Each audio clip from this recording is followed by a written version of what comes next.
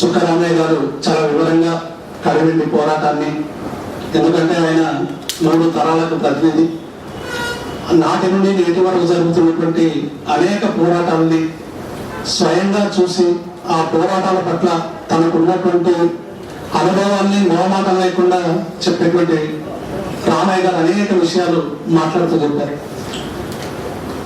సమ్మె తర్వాత రామయ్య గారు ఇంతకుముందే ప్రస్తావించున్నారు, సకల జనుల సమ్మె తర్వాత ఆ రోజు భూస్వాములకు వ్యతిరేకంగా పోరాటం జరిగిన తర్వాత జరిగినటువంటి దాడులే ఎట్లాగైతే ఆ రోజు ప్రజలపై కసితో మళ్ళీ గ్రామాల్లోకి వచ్చి దాడులు కొనసాగించారు, ఈ రోజు జరుగుతున్నటువంటి తతంగం కూడా అట్లాగే ఉంది. ఈరోజు సకల జనుల సమ్మె జరిగిన తర్వాత అనేక రంగాలకు సంబంధించినటువంటి ఉద్యోగుల్ని, ఆ శక్తుల్ని క్రమంగా నిర్వీర్యం చేయడానికి ప్రభుత్వం అనేక రకాలుగా కుట్రలు పడుతూ ఉన్నది.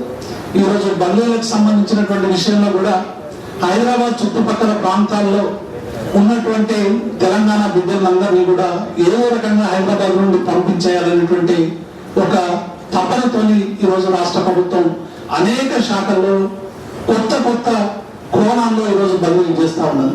కానీ ఎన్ని పోరాటాలు చేసినా మేము ఈరోజే ఉదయం విద్యుత్ శాఖలో జరుగుతున్నటువంటి అన్యాయాల మీద, విద్యుత్ సౌధలో ఉన్నటువంటి అనేక మంది అధికారులను ఉదయం కలవడం జరిగింది.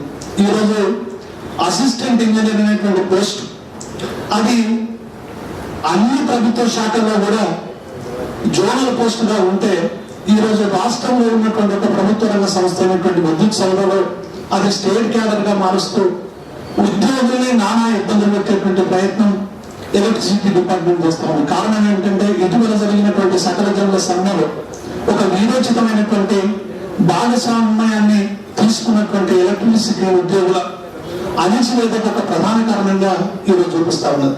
అలాగే అనేక రంగాల పట్ల వివక్షను మనం కళ్ళారా చూస్తా ఉన్నాం. 2-3 రోజులుగా వస్తున్నటువంటి వార్తలు, ఈరోజు మెడికల్ కాలేజీ సీట్లలో జరిగినటువంటి అన్యాయం, తెలంగాణ ప్రాంతానికి సంబంధించినటువంటి అన్యాయం, అలాగే కృష్ణా డెల్టాకి సంబంధించినటువంటి నీటి విషయంలో కానీ ఈరోజు మనం ఎన్ని మాట్లాడుతూ ఉన్నాం.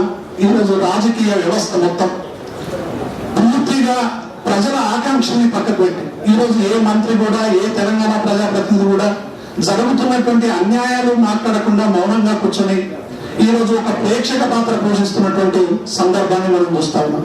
దీన్ని అంతటినీ కూడా ఛేదించాలంటే ఈరోజు తెలంగాణ పౌర సమాజంలో ఉన్నటువంటి అందరూ ఉద్యమకారులు, ప్రజా సంఘాలు, అన్ని రకాల వ్యక్తులు ఈరోజు ఐక్యంగా ముందుకు ఈ ఉద్యమాన్ని తీసుకుపోల్సినటువంటి ఒక సామాజిక బాధ్యత మన మీద ఉందనేటువంటి విషయాన్ని ఈరోజు ప్రతి సంఘం గుర్తించాలని నేను ఈ సందర్భంగా అందరికీ విజ్ఞప్తి చేస్తాను.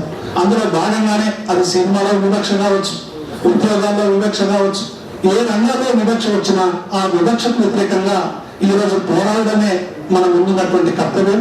ఆ పోరాటం ద్వారానే నిజమైనటువంటి స్ఫూర్తి. ఎందుకంటే కడివెండి వారసత్వాన్ని ఈరోజు మోస్తున్నటువంటి మనం, కడివెండి అనగానే అనేక మంది వీరుల జ్ఞాపకాలు, అనేక మంది తల్లుల సంబంధించినటువంటి గర్భశోకాలు మనం రోజు వింటా ఉన్నాం. ఆ కడివెండి నుండి నేటి వరకు జరుగుతున్నటువంటి అన్ని పోరాటాల వారసత్వానికి ముందుకు తీసుకుపోవాలంటే మనం ఈరోజు జరుగుతున్నటువంటి పోరాటంలో భాగస్వామ్యం తీసుకొని ఐక్యంగా ముందుకు పోవడమే వారి ఇచ్చేటువంటి మన నిజమైనటువంటి నివాళిగా మనం ఈరోజు కొనసాగించాలని కోరుకుంటూ మిత్రులకు మరొకసారి అభినందనలు తెలుపుతూ ముగిస్తామని. Thank you. జై తెలంగాణ.